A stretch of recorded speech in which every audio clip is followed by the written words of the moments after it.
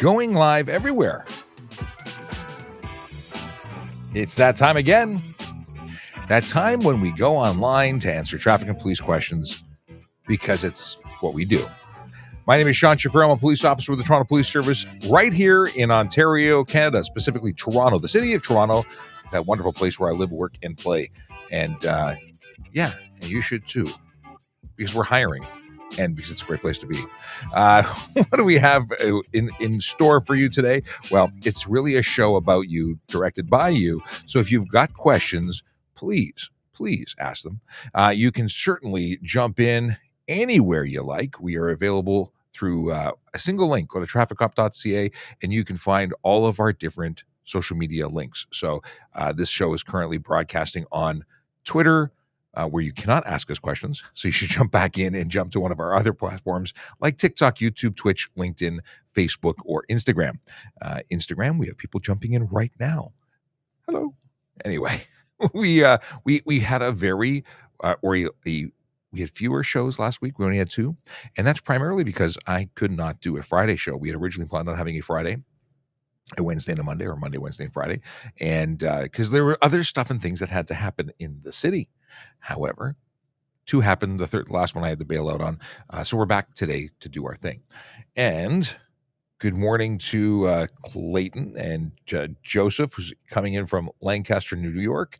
Good morning from Tindy and Jonas. How you doing? Okay, we have John getting slapped by illegal, who's coming by YouTube, along with Lisa Dirksen. Good morning. And the Grinch coming in through Twitch. The Grinch from Twitch. Best thing about Monday's traffic services is on. We're generally on every day, but you know what? It changes. We have stuff and things that have to happen. So we're always trying to be here, but we can't always, because at the end of the day, we are the police and we have to pivot, adjust, move and groove to whatever the needs are. Let's go. Oh, I got John Woodstrup from Wasaga Beach coming in, where it's snowing. Really snowing? No way. Okay, that's not okay. It's not okay, but it is what it is. So I guess it is okay. Let me just get the Volley. Oh, we also have Volley, which is that pink peace sign, which is a community group that we have. It's a platform that's free for you, and you can jump in and send us video, voice, or text. It's cool. I like it. I like it a lot.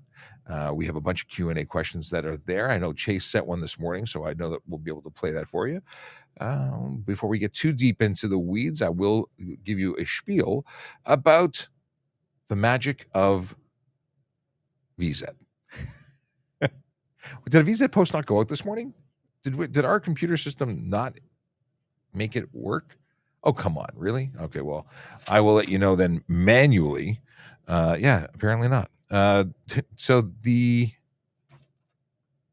I don't know why it didn't work. 14 and 41 division. Those are the 2 divisions where the Vision Zero enforcement team are currently doing their thing. What does it mean? What is Vision Zero? Well, Vision Zero is a whole concept where we're trying to reduce the serious injury and death collisions to 0, because it's unacceptable. And they're totally preventable. We get that the minor fender benders are going to happen, but the ones that lead to serious injury and death are preventable and unacceptable. It's because somebody made a choice, not because something happened. It wasn't an accident. It was a collision that occurred because of someone's choices. And if you look at some of the magical choices that people are making on the road, we had a number of traffic, or speeders in particular. Let's have a look. Somebody who's doing 125. How fast were they going? Or where was the speed limit there? 155. 98, no doubt, in a speed limit area that was under 50. I'm just guessing. We had one, I think there was at 1. Where is it? Because it was posted recently. 191. Where were they? 191. I'm assuming that's in a 90. In any case, if you're stunt driving, you're going to get caught. And when you get caught, you're going to lose your car for 14 days, your license for 30. And that's just the start of the ride. Stunt driving, which comes in many forms, will result in a trial, or at least a summons to court, where you will, if convicted, get a further 1 to 3 year suspension. And that's on the first conviction, a $2,000 to $10,000 fine, up to 6 months in jail.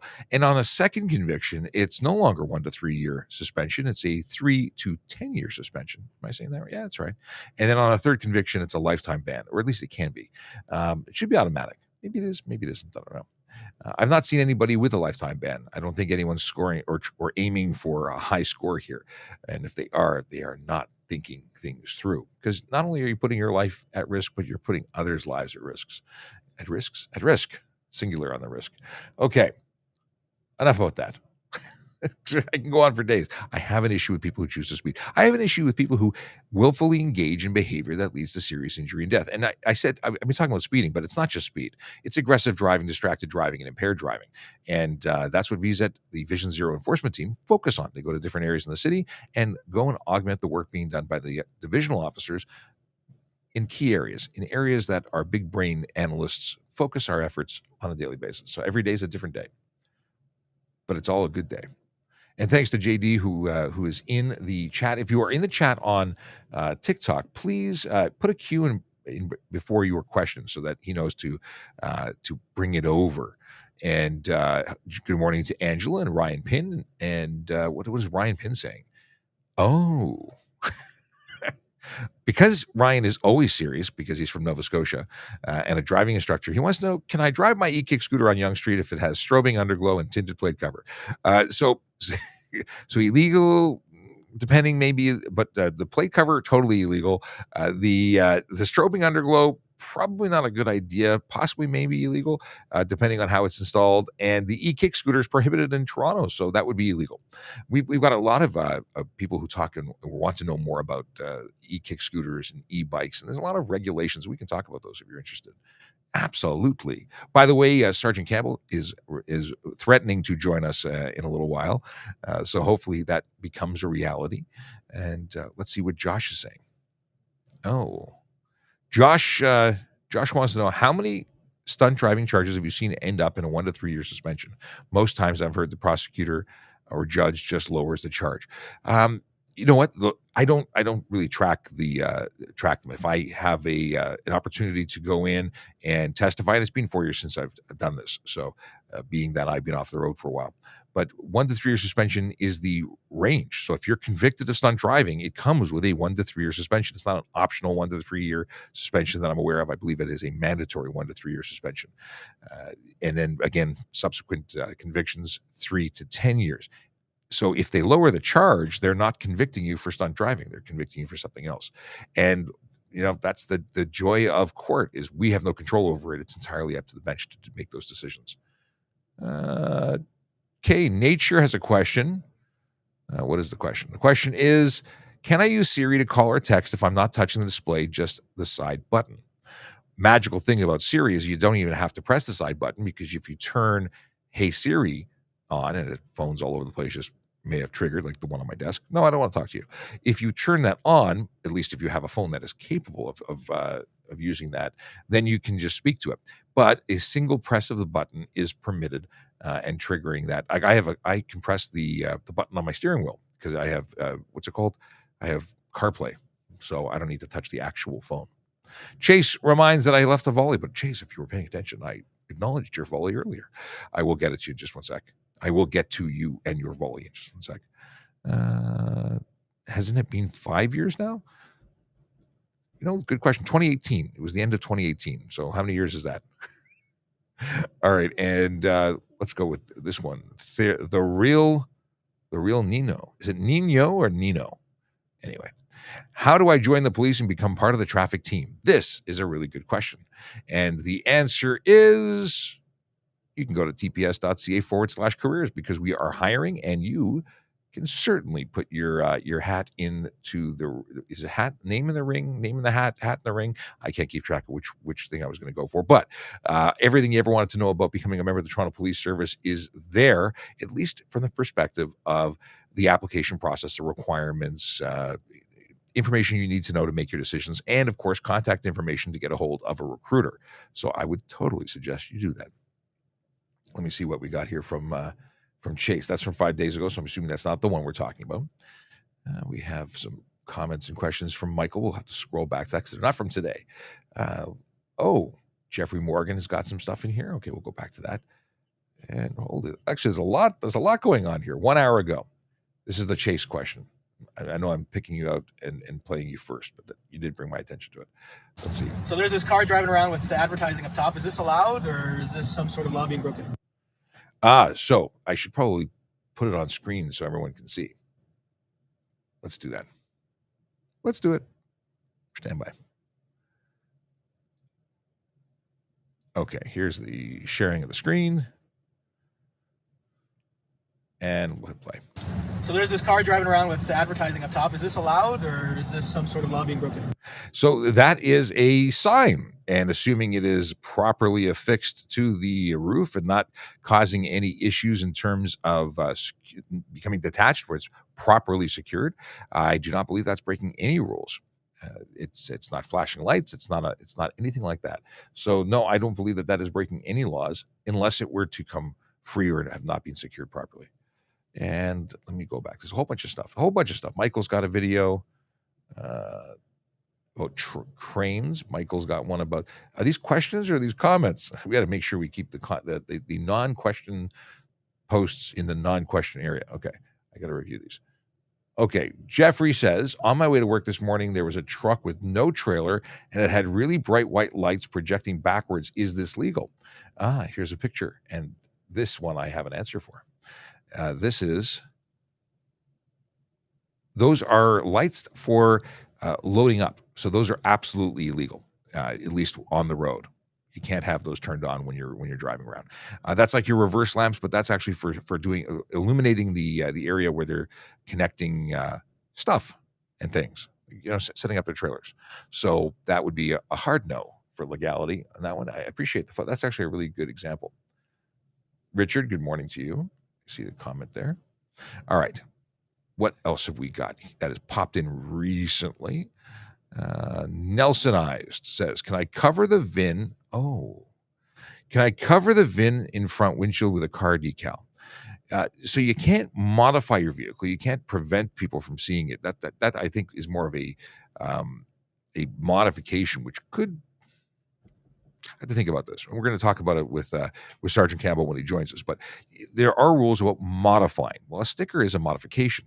If a piece of paper was stuck in there temporarily, it's temporary, but a sticker is quite permanent-ish. So I would say don't do that. Now, regulations say that it has to be, the car manufacturers have to put it in there and it can't be modified or it has to be legible. I'm paraphrasing. I don't know what the actual wording is offhand. But the deal is that it's probably a bad idea. When you're parking on a private property, I don't really have an issue with it, but driving on the road, you may run into some problems. So suggestion is don't do it. And again, it might fall into the category of modification. It's different than defacing. Defacing is, I think, one of the wordings that's used. Let's have a look at this. Did I call it VIN number, by the way? I'm trying to get out of the habit of that because it's a VIN. It's a VIN. And the VIN includes the N for number. Let's have a look. Going to my handy dandy business here. If I just type in number, you'll probably find it. Deal with vehicle identification number altered, deface vehicle identification number, remove vehicle identification. But I don't see. Would you be says here, no person shall deface or remove the manufacturer's vehicle identification number identifying mark from a motor vehicle from the engine thereof or a bicycle or trailer, or that's dealing with one thing.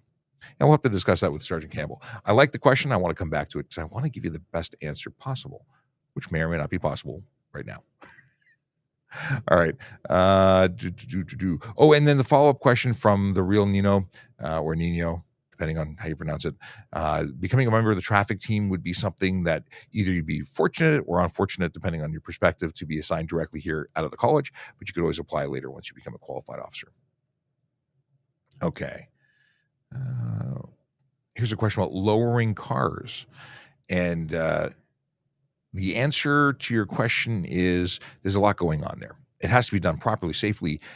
And in terms of a specific number, I've been told it's a 1.5 inch drop from manufacturer spec for lowering. In terms of what do we look at when we're police officers on the road trying to figure out if your vehicle is safe? We're looking for other things. We're looking to see if you can turn lock to lock without making contact to body or frame. We're looking for a functional suspension that under some load doesn't make contact tire to body or frame. There's a theme here. Then there's other things like we're looking at camber. We're looking at is it functional? Is it safe? Right. So and there's also, according to the inspection guide, a minimum and maximum height for the center of your headlights. They can only be so low before you are breaking the rules. So there's a whole bunch of things that are possible to get yourself into trouble. So the answer is don't go too low. It might look cool, but it's not a functional thing. And we do too much for fashion. So my advice is don't go too low, but definitely speak to a trusted mechanic to ensure that you're within the inspection guide's requirements. Otherwise, tickets may happen. Tim Shallow says, good morning, Sean. Good morning to you, Tim. What do we have here? Okay. So Chase has a follow-up question based on the video, but couldn't the roof sign become dislodged or get thrown into traffic if a rollover collision happened? It's so big. You know what? The could be's, as long as it's affixed properly, I don't believe it's covered by anything. Like there's all sorts of unique vehicle designs. Look at the top of a semi, that big wind thing. What is it called? An airfoil? Yeah, all those things are basically just pieces of plastic that are properly mounted, and yeah, they could become dislodged and could become projectiles. Not a great thing when you look at it from that perspective, but in general, it's not a. There's no law preventing it that I'm aware of. What is this? What are some traffic laws that are unique to Ontario? One would be the fact that we allow you to wear headphones. You can wear headphones in both ears in Ontario. Is that a good thing? I don't know, but it's I like being able to hear what's happening around us, but it's not illegal. Whereas in other provinces, it may be illegal to cover both ears. Every province is going to be different, and that's one that's unique for Ontario. Also, in pretty much everywhere but Ontario, it's illegal to cross a solid line.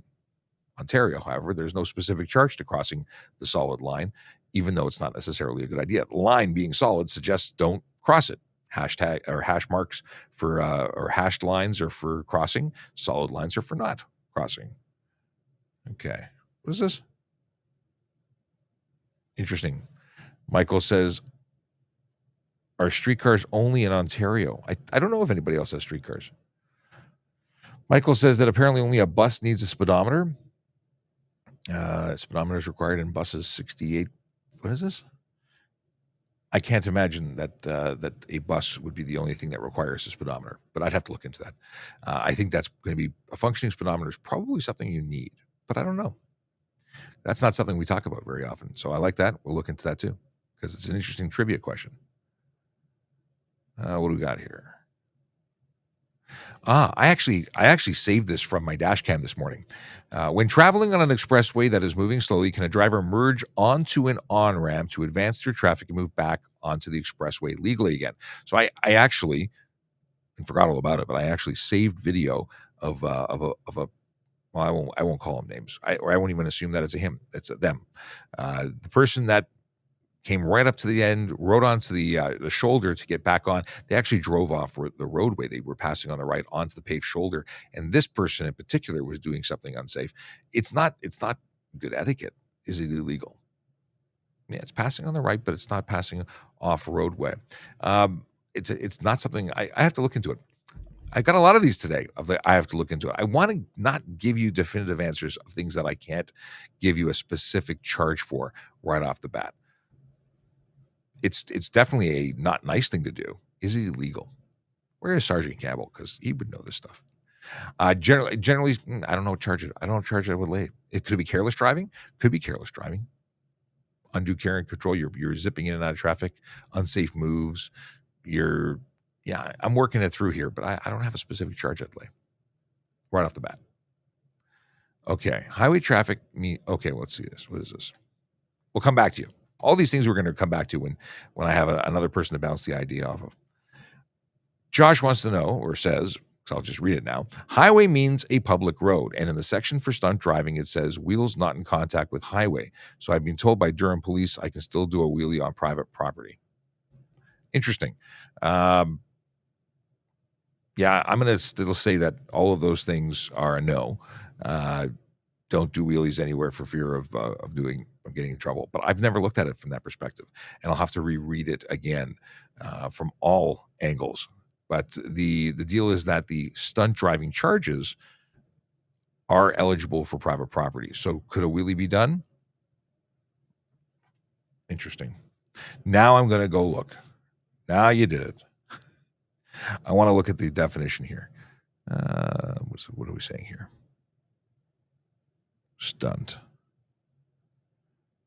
So it says here,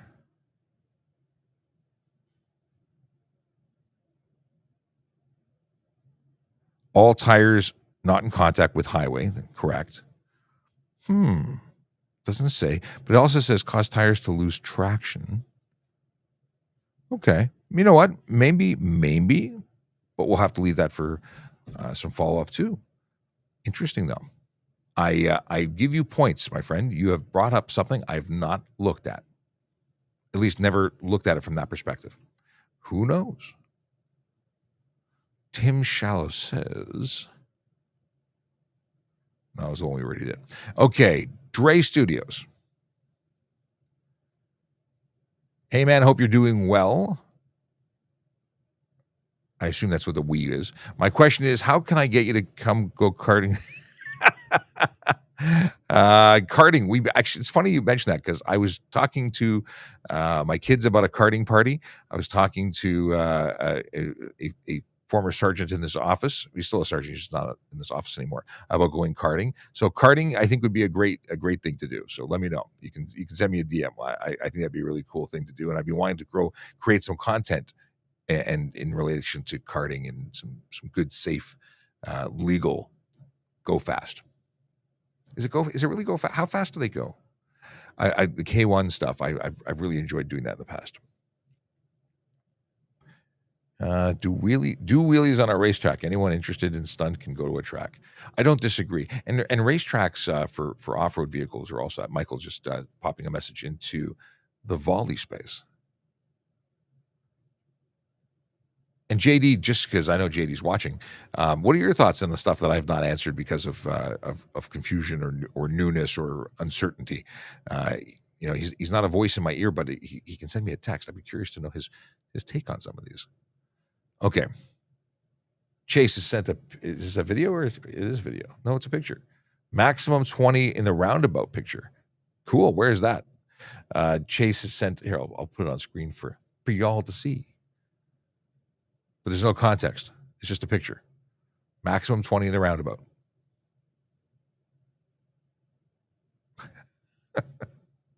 All right, 1 second. I'm going to take the banner off the front. We'll take the ticker down. There we go.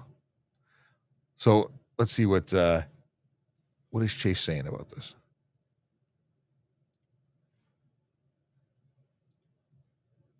He's not saying anything. He just put the picture up.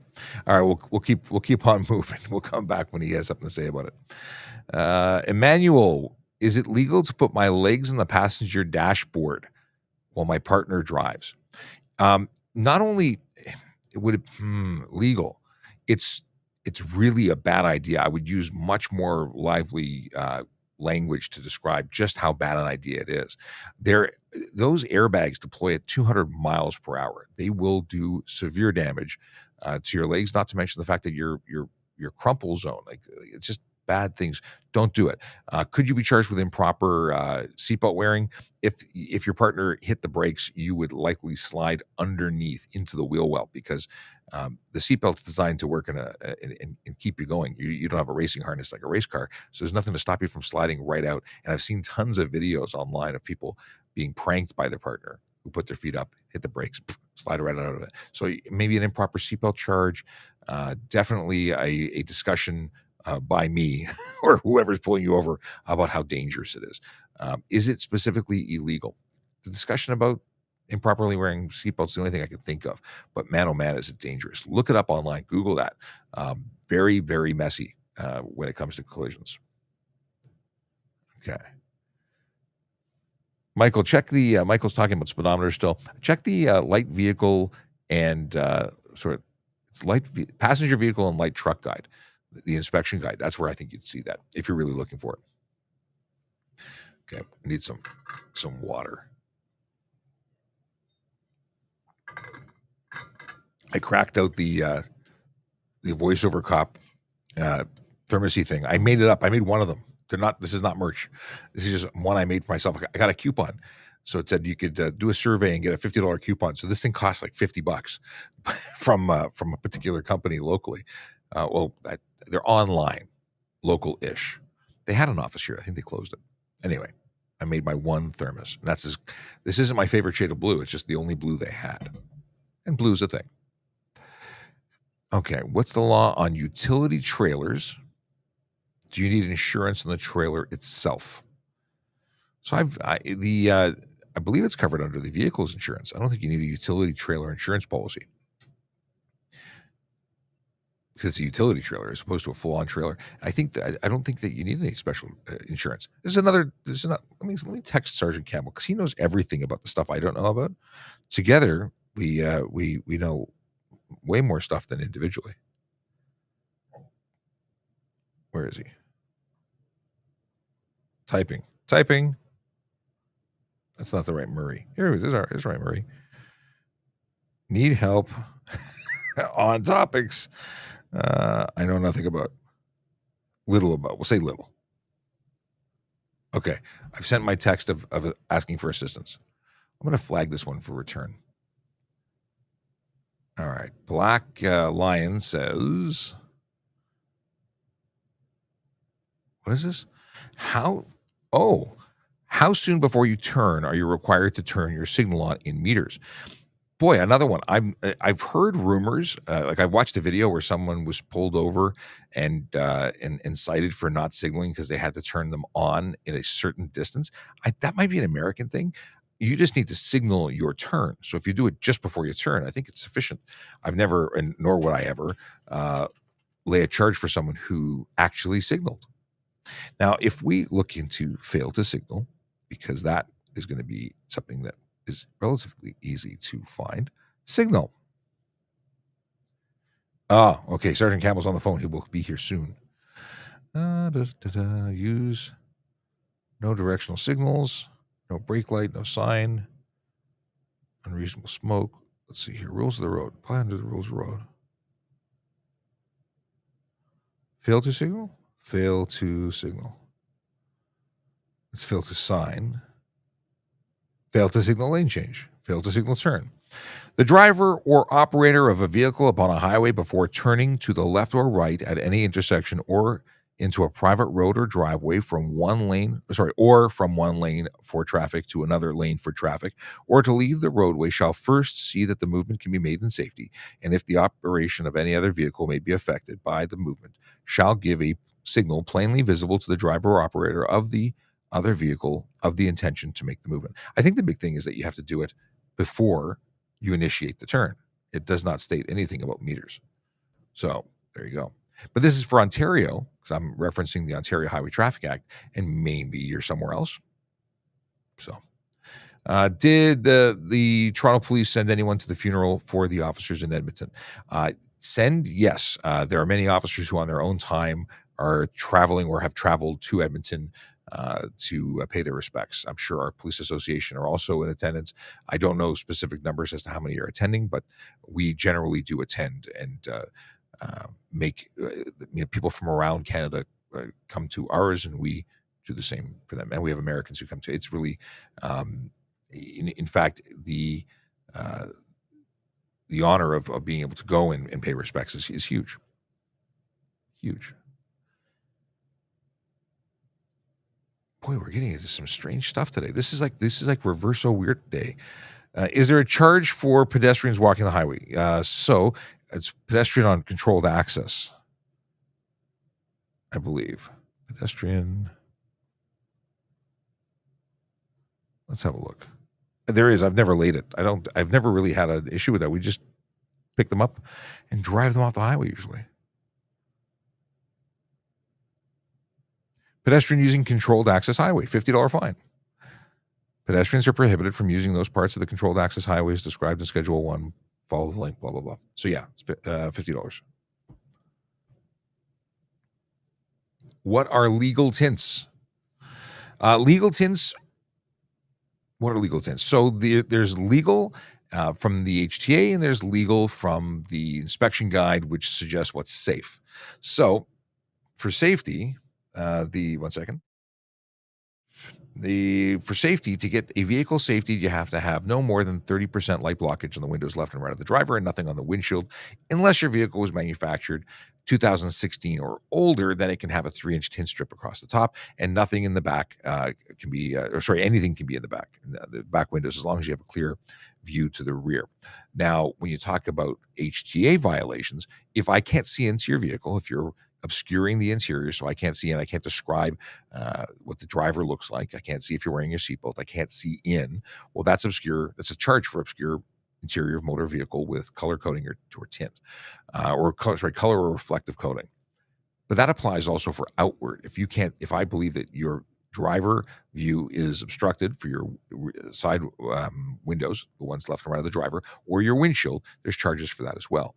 And it's not a specific number. If I can't see in, it's a problem. If you can't see out to a degree that's considered obstruction, there it is. It's not based on a measurement. It's not based on anything. It could be okay during the day and not okay at night. So just because it's okay in one environment, it's not okay in all environments. Things to think about. Chase says, water and no Timmies today. I had my Timmies. I actually drank it, so that's why it's not there. But Chase is correct. No cup. Okay. What is this? Oh, the 20 zone was the whole area, not just a roundabout. Where was that particular place? I want to know. Hey. How are you? I'm good, but I'm struggling. There's a whole bunch of questions for which I do not have answers because it's just not. It's not coming out. It's not in there. It's not in there. I don't know if I had a full reset performed. I'm just not sure. But let's scroll back. I want to go back to some of the questions that are really good for Sergeant Campbell. I don't like the hard ones though. The hard questions? Yeah. There's lots of hard ones. It takes a bit of research to get the hard ones. Well, there might be some research here, but I see. I have so much faith in you that I just think you know all the stuff that I don't know. Let's go here. We talked about this. So here's one where we've talked about before, and it was, can I cover the VIN in a front windshield with a car decal? So sticker that obscures the VIN. So we talked about, private property covering it for security purposes, and whether or not there's a law that prevents you from covering it on the road. But would a sticker not be an obstruction that's permanent? Are you? I don't know. There on private property, there's no law that says you cannot cover it over. There are some people out there that are suggesting that it'd be a good thing to do because vehicle thieves are now taking your VIN number and going and getting a key made for it and coming back in the middle of the night and stealing your car, which shouldn't really be happening. The people making these keys should not be making them for criminals to do that. But it happens. We know that. A permanent sticker on your windshield covering over would obstruct us from doing it. Now, when we do a traffic stop, we will investigate that every single time. So you drive vehicles, you don't drive license plates. And I've heard that criminals sometimes put the wrong license plates on vehicles. If it is obstructed, you may lose your vehicle for a period of time. We may take it and allow a vehicle examiner, an expert, which I am actually qualified to do, to examine the vehicle to identify the true identity of your vehicle. Because there's so many stolen ones going around that have been, the VIN numbers changed, it's been re-registered. It's so prevalent right now that we are doing this all the time. So I would make it temporary. If you want to cover it over, I would make it accessible to the police officer upon request. So a sticker could be perceived as a defacing, or is that not really defacing? It's not really defacing, but it's obstructing the ability of. So the officer has a right to check out your vehicle when stopping you on the road to make sure it's properly licensed and it's not stolen. And to be able to identify the vehicle, that is the main one. There are other clues, but that is the main one that has to be shown. Okay. How does like that it. sound? I think that's a good and complete answer. Okay, we have an invitation to go to go karting. Go Okay, karting? go karting. But Oh, Dre is talking about most sport karting. yep. That's okay. They can go 70 kilometers an hour. Interesting. So Mosport has two two kart tracks and a go-kart track. I did not know that. I have been out there before. Here we've talked about this before. Forehand, are we obligated to roll up our windows if a cop wants to see our tints? So part of our inspection, we're entitled to inspect your vehicle, and I would say yes. And if you were to refuse, there's a charge for that. Yep. You are required to open the hood. Shall we need to inspect the engine, the emission components, all those things? The safety of the vehicle is one of the things that we can check, and we can check everywhere for it. Okay, I'm just tagging a bunch of different, because now we've got lots of questions here. All right, here we go. There was a picture, and this we talked about there, but this is a follow-up. So 20 kilometers an hour, and I thought it was just for the roundabout, but Chase has found a 20 kilometer an hour zone and wants to know if we think that low speed is excessive. Where is that? I don't know. Is it on a roadway? Is it private property? I don't know, because you see a lot of that on private property. Yeah, that sign could be erected on private property. And so while we wait for Chase to respond, how long does a ticket stay on your license after you get one? Do the demerit points disappear? Demerit points stay on for 2 years from the date of the offense after a conviction is registered, and the conviction stays on for 3 years after the date of the conviction. So 2 different starting and ending points. It's a weird thing, but that's how it goes. So yeah, if you've pled guilty, you paid for it. From that date, they'll be applied, and they'll stay on for 2 years from the date of offense for the points, and 3 years from the date of conviction for the conviction rating. And that is for the Ministry of Transportation and anybody else that is using your driver's abstract, maybe for employment or for insurance purposes. It does not change your conviction for the courts. The police officers will be able to see your conviction, and the courts may be able to use it. So if you get convicted of something every 2 years, it's going to show a pattern. It's going to show your history. Yeah. If there's escalating sanctions, then even though your insurance company can't use that information, the court certainly can. Yes, indeed. And we do look at that. We're looking at your history. When we're dealing with someone at the side of the road, we're evaluating everything to determine what we're going to do. Because some people say, well, why don't you give warnings? Well, sometimes we do give warnings. Sometimes we don't. And history is a lot of that. If you've got a pattern that suggests you're not a safe driver and you're not learning a lesson from the other 20 tickets you received, well, you're probably getting another ticket.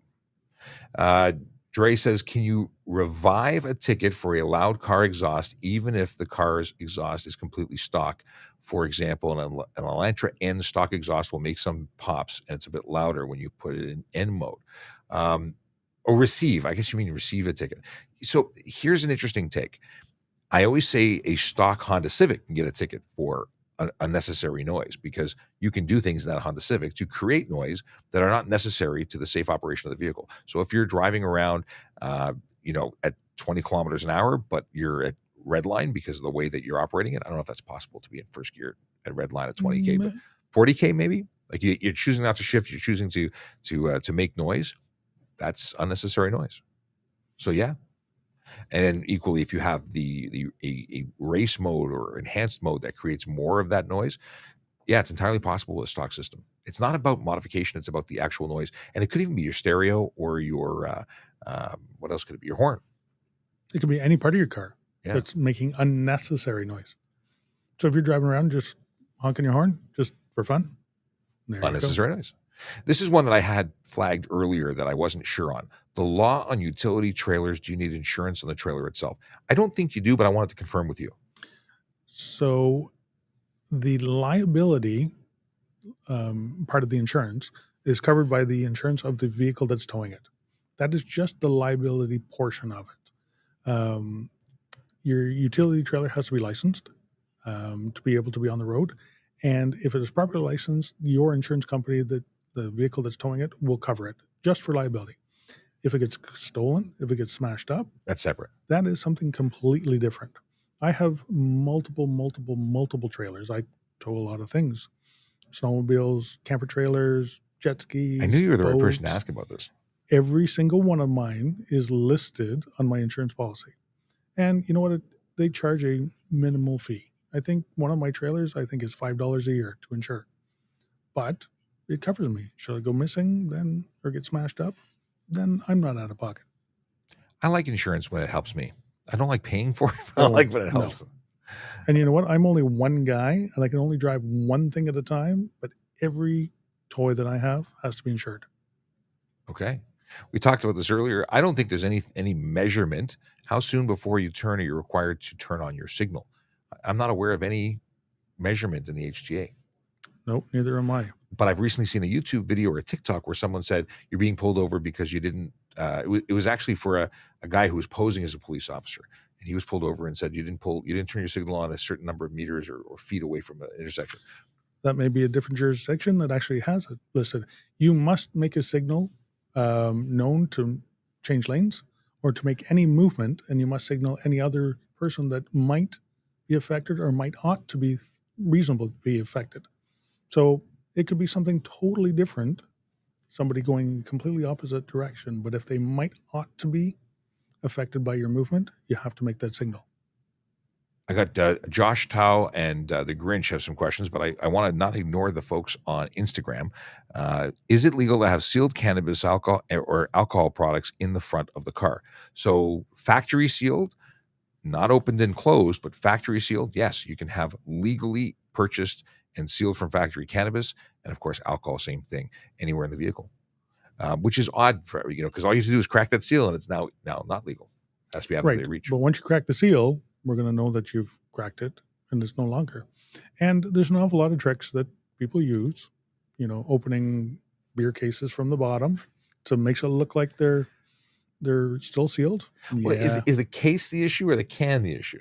It's both. If it's in the, they changed the law and they've now sold singles of beer. It had to be how it was sold. Yes. So it has to be in its original container with the original seal unbroken. But there's a clue that you're drinking in a vehicle if you have an open box of beer in your back seat. Oddly enough, odor. Well, there is that. And empties. There's all sorts of things. Let's have a look here. We have the Grinch who says, can an officer lay a charge on a person that is under the influence, let's say in a Walmart parking lot or private property? This is under the influence and driving, or just under the influence walking? I don't know. I'm looking at the screen like he's going to answer me. Both. Intoxicated in a public place, yes, you can lay charges and arrest. Impaired operation of a motor vehicle can happen anywhere. Your property, somebody else's property, the roadway, anywhere. And this question from Josh really pertains to this. We covered it earlier. We talked about it, and it's just a new perspective I've never looked at. Highway means public road, and the section for stunt driving says, it says wheels not in contact with the highway. So I've been told by Durham police I can still do a wheelie on private property. I went and looked at it. It does say highway, and highway would be not inclusive of the private property, and that might be the newest thing that I've never looked at or realized. That may be the newest out. Very interesting. So originally, when stunt driving legislation came into effect, it only covered the highway, and then it was passed on to private property. But you're absolutely correct. If it says a highway, yeah, then it is a highway. But the other ones or other components of stunt talk about losing traction, wheels losing traction. Doesn't specify highway, so those would still be in play. And that's really what this started as. I would actually I'd have to read the amendment. Yes. To find, public area, public space, public also includes this, and this, and could include a highway. Because it is a book. They wrote a book. This one charge is so in depth, above ground, below ground, farmers' fields. They listed everything under the sun. So we'll do some digger deep. Digger deep? Yeah. Deeper digging. My English is going great today. When traveling on it, this is the other one we flagged. See, these are all reruns for everybody else, but fresh eyes with you here. When traveling on an expressway that is moving slowly, can a driver merge onto an on-ramp to advance through traffic and move back onto the expressway again legally? So I had this experience this morning. Somebody did this on the way in, and I have it on my dash camera. So I downloaded it when I got to the office because I thought this would make great content. And here we are with Tim asking this very question. So is it legal? Is it careless? Is it drive off roadway? What is it? So it is a lane. It is a merge lane. Mm-hmm. You cannot cross over the solid line to do so. So you can't drive off the travel portion of the roadway and pass vehicles. That would be pass on right because it has to be the travel portion of the roadway. If you are so, I'm going to say, ignorant as to think that 5 cars ahead is going to get you there any sooner, well, you can move into that lane and then merge again. And it's not.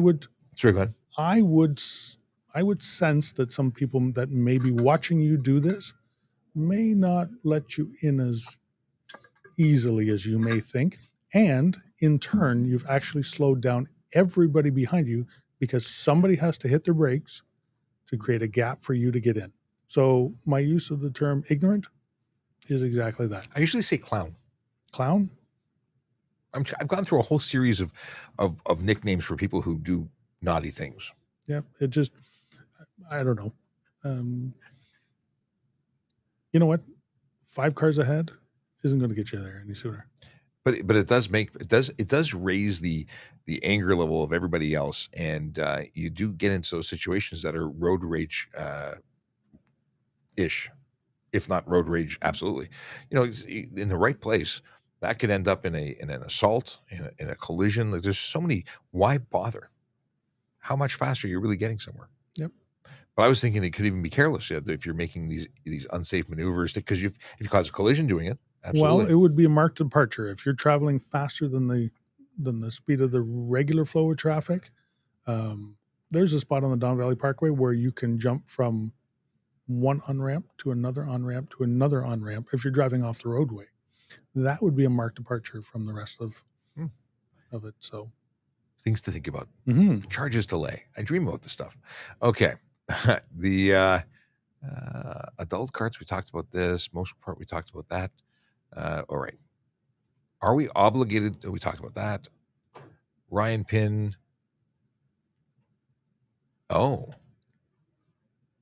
I would assume that utility trailer wouldn't need insurance, but the insurance company would need to know that you're using your vehicle. Or how would they need? Would your... I don't know. So do you have to notify to tow a trailer? You don't have to notify, I don't believe. I don't think so either. I've never done it. Right. So the only thing that you're required to have a vehicle, because a trailer is a vehicle on the road, it needs to be covered under a policy of liability insurance. It doesn't need anything more. And if that's covered by the vehicle that is towing it, then it's covered. Okay. What reason, I love this question, what reason do police need to pull someone over? Well, reason, this is interesting. Do we need a reason? Or do we have reasons that are always applicable? I guess we need it. We have reasons. We can't do it just randomly, arbitrarily.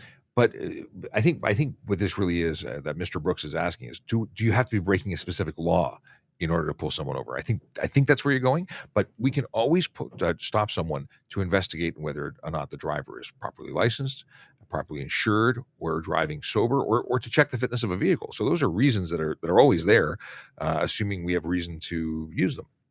Right, and you have to be able to justify why you're stopping somebody. If I want to check and just make sure that you're properly licensed, then I'll let you know that.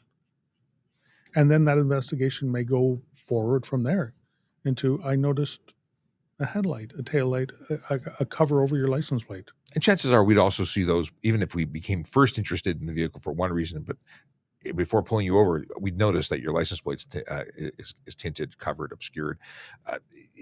Any one of those reasons are independently valid reasons. So chances are if you're driving a car, there's a reason to stop you.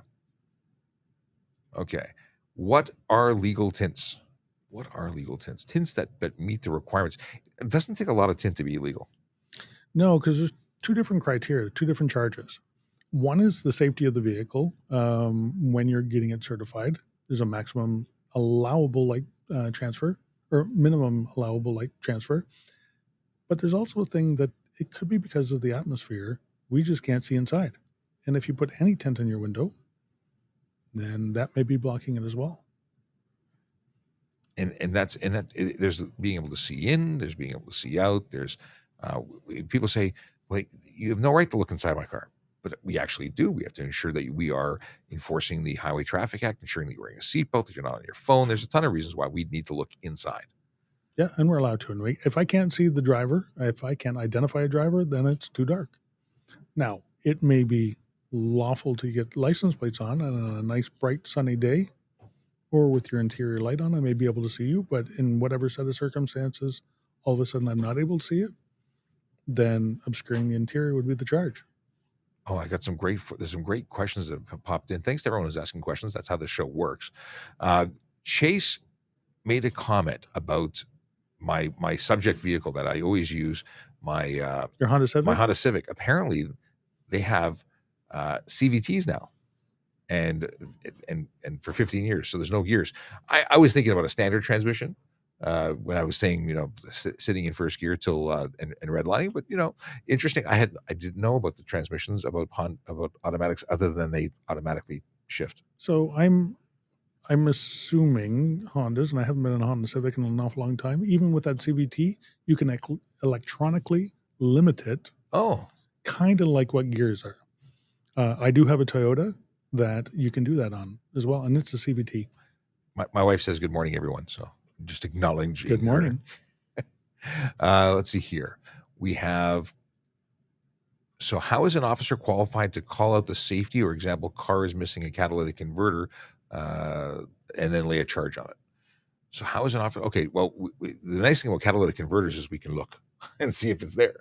Obviously, if we don't know what a catalytic converter is, you will not be able to support that it's not there. An officer will work within their own knowledge base. Yeah, and you know what? You may have an officer that isn't all that well versed on certain aspects of vehicles, or you can come across somebody like me. And if you don't have a catalytic converter, guess what? You're gonna know. Oh yeah. Well, we have some mechanics that were, or at least police officers who were mechanics who became police officers and maintained their status. They really know stuff, but we don't have to be mechanics in order to enforce these things. We take courses, we read books, and every officer is going to be a different bag of tricks in terms of their skills and abilities. But they have the authority, all of us. Yep. And you know what? Our training goes out there as well. We're creating a training manual right now because we have every summer we join up with other police services and we go out and look for the stunt drivers, the takeover events, the racing events, things like that. And we're creating a training video and a training booklet for officers what to look for. Absolutely. So that guidebook of the easy pickings, because there are people who are breaking the rules and they tend to do it the same way. It is not a difficult thing to identify. You just need to know what to look for. That being said, we also meet up with officers who are so skilled and share their knowledge, and they're fantastic MTO officers who are really into this stuff, who write the guides for what's legal and not legal. I've learned a ton from them. So there's some osmosis happening. Yep. Those are great guys to bring out with us. Absolutely. Can you drive a car to find out a problem with a shop plate? Can who? Can a shop drive it with a shop plate? There's very specific rules as to what they can use them for. Yes, they can take it on a test drive. Yes, they can find out what's wrong with it. Yes, that's the whole purpose of what a shop plate is for. It's a shop, like a mechanic's plate. Can you drive it? Depends on who you are. If you are the shop, yep, then you should know this. You know what? There's not very many shops out there that would risk their service plate to give it to somebody else to use around. So they're very hard to get. And once you lose it, you don't get it back again. It takes an awful long time. Well, here's an interesting question from Instagram. What does the HTA say about flashing amber and white lights on a passenger vehicle? I know security companies have them. Combined with an ex-police car, could it be articulated as impersonation? Impersonation is really about what you're doing with those lights, I think, regardless of what color they are. I think if you're trying to stop someone or trying to traffic clear, that's where you're going to have problems with it specifically. But if you have flashing white lights, you are projecting white light to the rear, which is against the law. And to the front and to the side. Well, to the front can be legal if it's actually that's flashing, yeah. It depends. And it has to be coming from your four lighted headlights, not anywhere else. So, yes, there are vehicles out there that have yellow flashing lights. It's a good thing to use if you are creating a hazard on the roadway or on the side of the roadway. You are required to move over for these vehicles. If it's a service vehicle, by the municipalities using it to conduct road maintenance.